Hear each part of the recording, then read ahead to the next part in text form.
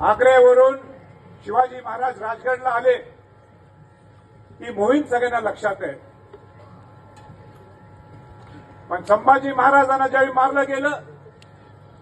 त्यावेळी त्यांचे बंधू राजाराम महाराज हे रायगडवर होते आणि रायगडवरून ते जिंजी किल्ल्याकडे तामिळनाडू शिवाजी महाराजांचं राज्य तिथं होतं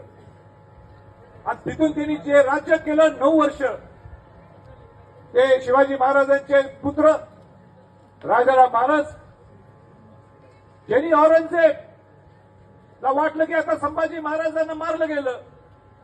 राजाराम महाराज वारले आणि आता मराठ्यांचं साम्राज्य आपल्या ताब्यात येणार,